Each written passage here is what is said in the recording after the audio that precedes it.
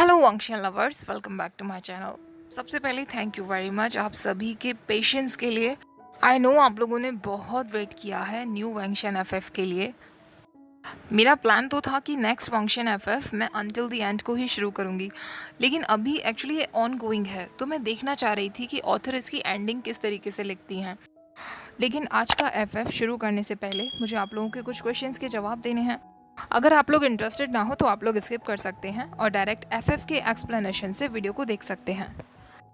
सबसे पहला क्वेश्चन, मैंने ब्लैक लोटस नोवेल क्यों शेयर नहीं किया? तो गाइज आपको पता होगा मैं कोई भी नोवेल या स्टोरी शेयर करने से पहले ऑथर की परमिशन लेती हूँ, और मेरे पास उस नोवेल की परमिशन नहीं है। ऐसी बहुत सी स्टोरीज़ हैं, मंगास हैं, नोवेल हैं जो मैं आपके साथ शेयर करना चाहती हूँ, लेकिन बिना परमिशन के शेयर करने पर डर लगता है यार, क्योंकि ये वीडियोस इतनी जल्दी वायरल होती हैं। अगर ये ऑथर तक पहुँच जाती हैं बाय चांस, तो वो तो तुरंत स्ट्राइक दे देंगी ना। और मैं हर एक नोवेल के इतने पार्ट्स बनाती हूँ, एक पार्ट पर नहीं सारे पार्ट्स पर स्ट्राइक हो जाएगी, और मल्टीपल स्ट्राइक्स की वजह से तुरंत मेरा चैनल बंद हो जाएगा। बस इसीलिए थोड़ा सा डर लगता है कोई भी नोवेल या मंगा शेयर करने पर। लेकिन अगर आप चाहें मैं अपनी रिकमेंडेशन ज़रूर शेयर कर सकती हूँ आप लोगों के साथ, और ब्लैक लोटस नोवेल के ऊपर मैं एक रिव्यू वीडियो भी बना सकती हूँ, जिसमें मैं आपको शॉर्ट समरी बता दूंगी कि स्टोरी किस तरीके की रही है और आपको इसे पढ़ना चाहिए या नहीं। तो मुझे कमेंट सेक्शन में बता देना रिव्यू वीडियो चाहिए हो तो। और दूसरा क्वेश्चन जो आप लोग हमेशा पूछते हैं कि आप ये जान एफ क्यों नहीं शेयर करती हो। ऑनेस्टली गाइस मैं यीज़ान एफएफ नहीं पढ़ती। शुरुआत में मैंने एक दो पढ़े थे, लेकिन मुझे अच्छे नहीं लगे। आपने देखा होगा मैंने आज तक कभी भी आपको कोई भी यीज़ान एफएफ रिकमेंड नहीं किया। कुछ एफएफ अच्छे भी होते होंगे नो डाउट, लेकिन मोस्टली एफएफ्स में शाओज़न को फेमिनिन दिखाया जाता है, जिसके मैं बिल्कुल खिलाफ हूँ। हम यीजान शिपर्स हैं, मैं भी हूँ, आप भी हैं। हम शाओज़न और वांग यीबो को फिर से साथ में देखना चाहते हैं, लेकिन इसका मतलब ये नहीं है कि हम शाओज़न को फेमिनिन सोचने लगे। ओके, तो इसीलिए मैं ये जान एफ नहीं पढ़ती हूँ। आप लोग पढ़ते हो तो बिल्कुल आप पढ़ सकते हो, पर मैं ना ही मैं पढ़ती और ना ही मैं शेयर करूँगी। सॉरी, मुझे इसके लिए माफ़ कर देना। विंग तो एक फिक्शनल कैरेक्टर है, इसलिए हम उसका फेमिनिन होना एक्सेप्ट कर सकते हैं, लेकिन शाओज़न कोई फिक्शनल कैरेक्टर नहीं है यार।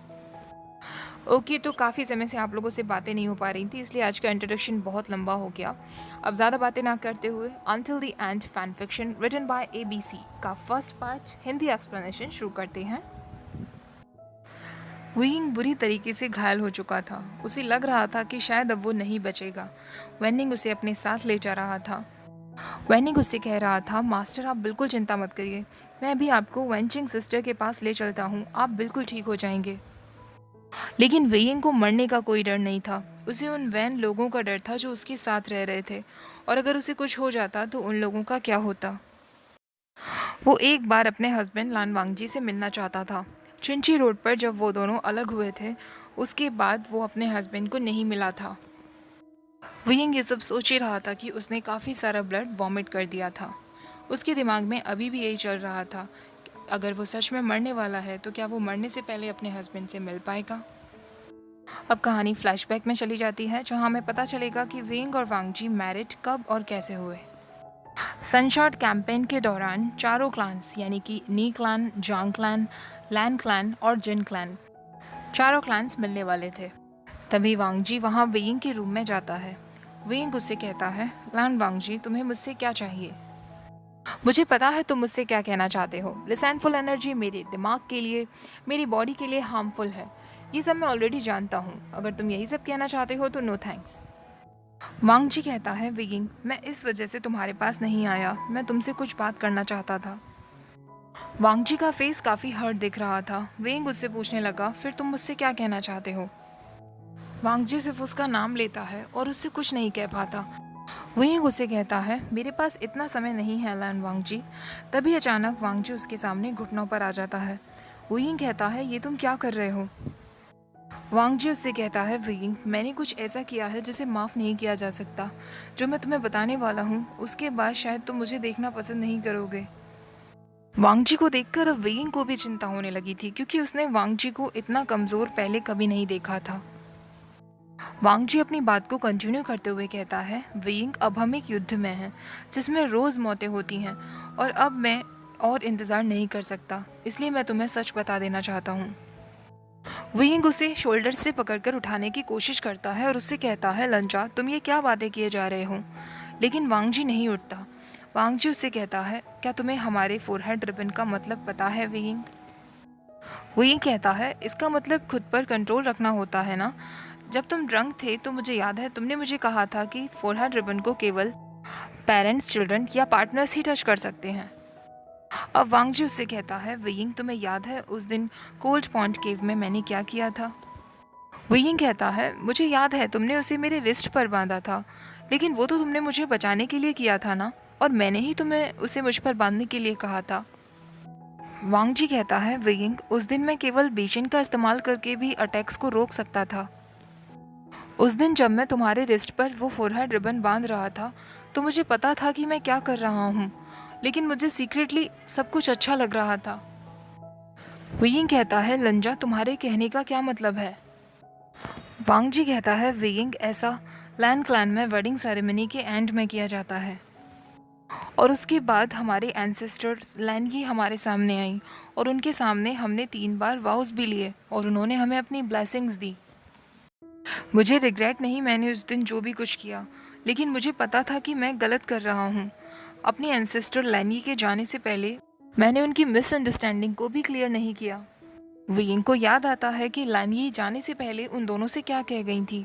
उन्होंने वांगजी से कहा था कि तुमने सही चुनाव किया है। उन दोनों को उन्होंने अपनी ब्लेसिंग्स भी दी थी, और वो जाने से पहले ये नायरन भी उन्हें दे गई थी। वियिंग कहता है, लंचा तुमने मुझे क्यों नहीं बताया, तुम्हें सब कुछ पता था। वांगजी कहता है, क्योंकि मैं ये बात हमेशा सबसे छुपा कर रखना चाहता था। मैंने ये किसी को भी नहीं बताया, ना ही ब्रदर को। वियिंग कहता है, लंजा इसका मतलब लैन क्लैन के अकॉर्डिंग अब हम मैरिड हैं, और इमोर्टल लैनिये ने तो खुद हमें अपनी ब्लेसिंग्स दी हैं। वांगजी कहता है, हाँ वियिंग। वियिंग कहता है, लंजा इतना सब कुछ हो जाने के बाद भी तुमने ये सब अपने तक रखा और मुझे कुछ नहीं बताया।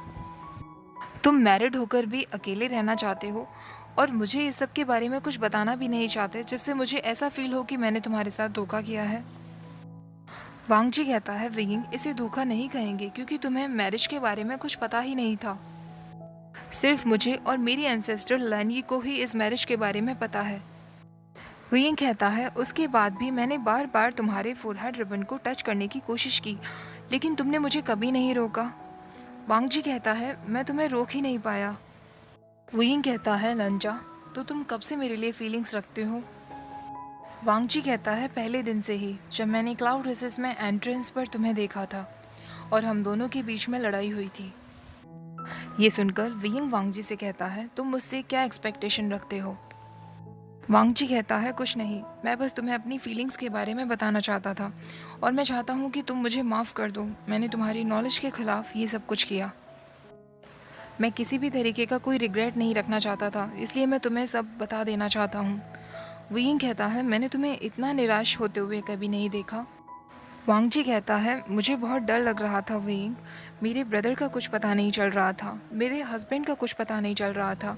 मेरी आंखों के सामने मेरे सेक्ट मेंबर्स मारे जा रहे थे, वो भी सब कुछ इस युद्ध की वजह से। इसलिए कुछ भी हो जाए उससे पहले मैं तुम्हें सब बता देना चाहता हूँ। वियिंग उसे टीस करते हुए कहता है, तुम्हें इतना ज़्यादा बातें करते हुए मैंने पहली बार सुना है। वियिंग उसे उठने के लिए कहता है और उससे कहता है, मैं अब जानना चाहता हूँ कि तुम क्या चाहते हो। वांगजी कहता है, मैं वियिंग की फीलिंग्स जानना चाहता हूँ।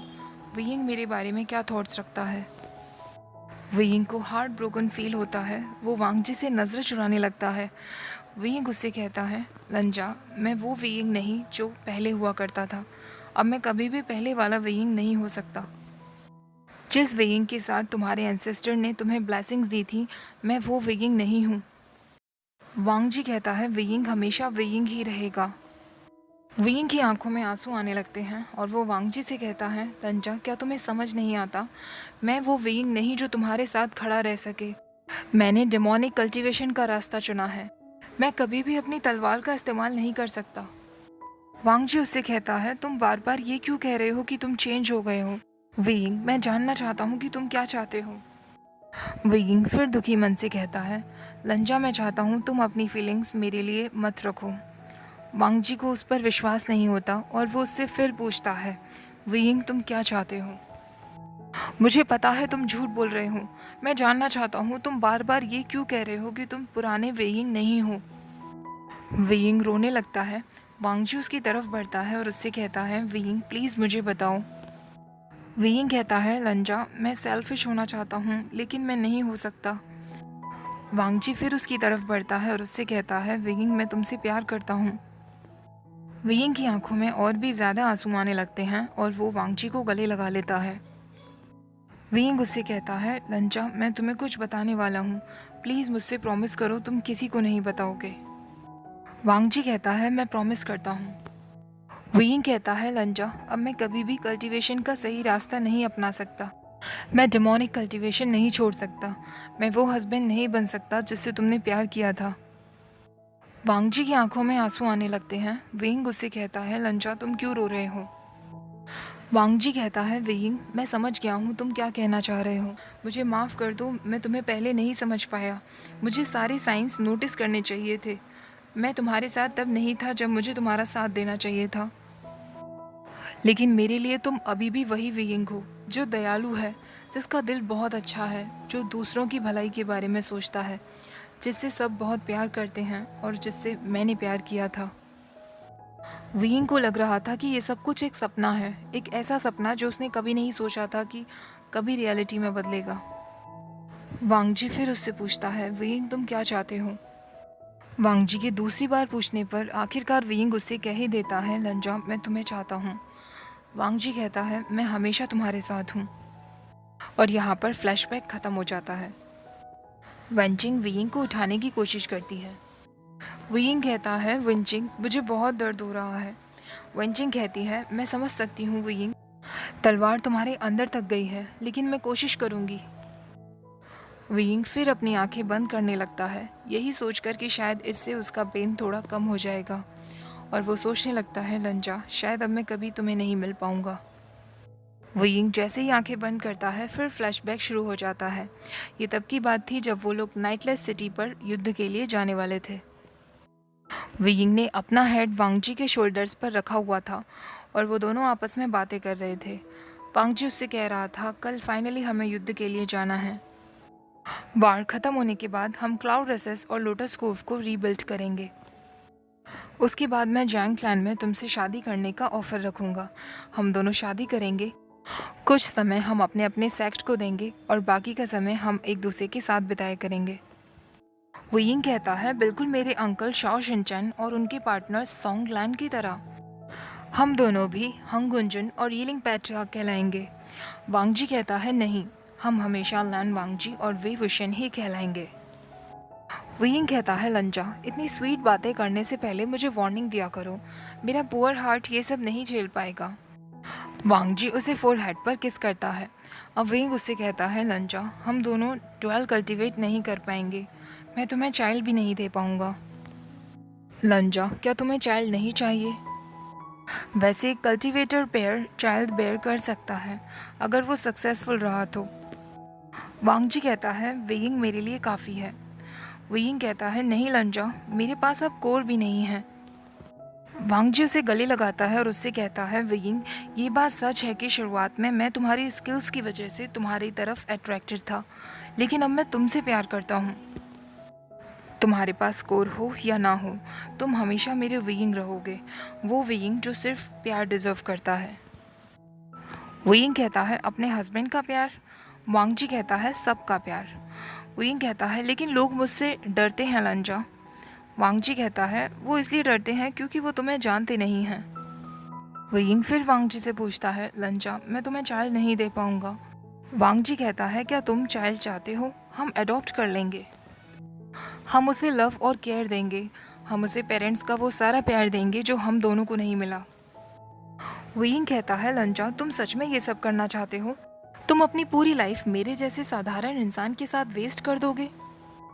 वांगजी कहता है, वेइंग तुम साधारण नहीं हो और मैं अपनी लाइफ वेस्ट नहीं कर रहा, मैं अपने हस्बैंड के साथ फ्यूचर प्लानिंग कर रहा हूँ। वेइंग कहता है, लंजा तुम सच में बहुत अच्छे हो, मैं तुमसे बहुत प्यार करता हूँ। वांगजी कहता है, मैं भी तुमसे प्यार करता हूँ वेइंग, और दोनों एक दूसरे को किस करते हैं। नेक्स्ट सीन फिनिक्स माउंटेन का होता है, जब नाइटलेस सिटी पर वो वॉर ख़त्म हो गया था और वैन रोहान मारा गया था। वांगजी और वियिंग को अपने अपने सेक्ट को रीबिल्ड करना था, इसलिए उन दोनों को कुछ समय के लिए एक दूसरे से अलग रहना था। वांगजी को वियिंग की बहुत चिंता थी, लेकिन वियिंग ने उसे प्रॉमिस किया था कि वो अपना पूरा ख्याल रखेगा। इस बीच जियांग यानली और जिन जुशन का रिश्ता भी पक्का हो गया था और जिन सेक्ट ने फिनिक्स माउंटेन पर होने वाले हंट के लिए सारे क्लान्स को इनवाइट किया था। वियिंग और जेंगचा जैसे ही वहां एंटर करते हैं, सारी गर्ल्स उन पर फ्लावर्स फेंकने लगती हैं। तभी लैन क्लैन के मेंबर्स भी वहां एंटर करते हैं। वियिंग की नज़र सिर्फ वांगजी को ही देखती रहती हैं, जिसके लिए वो वहां आया था। हंट स्टार्ट होता है। सारे क्लान के मेंबर्स फॉरेस्ट में जाने लगते हैं। वांगजी भी वियिंग से मिलने की उम्मीद में फॉरेस्ट में जाता है। वियिंग फॉरेस्ट में एक पेड़ के पास बैठकर फ्लूट बजाने लगता है कि तभी वांगजी उसके पास आता है। वियिंग तुरंत खड़ा हो जाता है। वियिंग उससे कहता है, लंजा, तुम्हारे और जेवुजुन के ऊपर फ्लावर्स की बरसात हुई, क्या तुमने कोई कैच किया? वांगजी कहता है, नहीं, मैं तो अपने हस्बैंड के फ्लावर का वेट कर रहा था, लेकिन उसने कोई फेंका ही नहीं। वियिंग कहता है, लंचा, हम अभी अभी मिले हैं और तुमने फ्लर्ट भी शुरू कर दिया। वांगजी उसे अपनी तरफ खींचता है और एक पेड़ के पीछे ले आता है। वियिंग उससे कहता है, लंचा, मैंने तुम्हें बहुत मिस किया। वांगजी कहता है, मैंने भी तुम्हें बहुत मिस किया वियिंग, और दोनों एक दूसरे को किस करते हैं। वियिंग अपने हाथ वांगजी की नेक पर ले जाता है और वांगजी अपने हाथ वियिंग की वेस्ट पर रखता है। वियिंग उसे अपनी तरफ ही खींचने लगता है। तभी अचानक वियिंग उससे अलग होता है और उससे कहता है, लंचा, मैं कुछ भूल ही गया, आज कोई इतना हैंडसम लग रहा है कि मुझे उसे एक फ्लावर तो देना चाहिए। तभी वो अपनी बेल्ट में लगा हुआ फ्लावर निकालता है और वांगजी को देता है। वांगजी उस फ्लावर की तरफ देखने लगता है और फिर वियिंग को किस करता है। वियिंग फिर वांगजी को अपनी तरफ खींचता है, अपने हाथों को उसके नेक पर ले जाता है और उससे कहता है, लंजा, तुमने मुझे क्या बना दिया है। वियिंग फिर से उसे किस करने ही वाला था कि तभी वो किसी के कदमों की आवाज़ सुनते हैं। वियिंग पेड़ के पीछे से देखता है तो जियांग यानली जिन जुशन के साथ थी। वियिंग वांगजी से कहता है, शिजे इस पिकॉक के साथ क्या कर रही हैं? वियिंग कहता है, मैं चेक करता हूँ, और वो बाहर की तरफ जाने लगता है कि तभी वांगजी उसका हाथ पकड़ता है और उससे कहता है, रुको वियिंग। वांगजी उसके बालों को ठीक करता है और उसके लिप्स को क्लीन करता है। वियिंग हंसने लगता है और उससे कहता है, लंजा, तुम अपने हस्बैंड होने की ड्यूटी निभा रहे हो। वांगजी कुछ नहीं कहता। वियिंग कहता है, चलो अब बाहर चलते हैं, और दोनों जिन जुशन और जियांग यानली के पास आते हैं। ओके गाइस, फर्स्ट पार्ट में यही ख़त्म करती हूँ। इस पार्ट को कम से कम 1.5 के लाइक्स तक पहुँचा देना, उसके बाद मैं इसका नेक्स्ट पार्ट आपके साथ शेयर करूँगी। लेकिन हाँ गाइस, आपको एक दिन का वेट करना होगा, क्योंकि एक दिन मुझे ड्रामा शेयर करना है। डेविल जज को बहुत ज़्यादा वोट्स मिल रहे हैं, तो मैंने सोचा है मैं उसी को शेयर करूँगी। आज का पार्ट कैसा लगा है कमेंट सेक्शन में मुझे ज़रूर बताना, और वीडियो को 1.5 के लाइक्स तक ज़रूर पहुंचा देना। ओके, वीडियो अच्छी लगी हो तो वांगशन लवर्स के साथ शेयर जरूर कर देना। न्यू हो मेरे चैनल पे तो प्लीज़ चैनल को सब्सक्राइब कर देना। Thank you for watching, bye bye.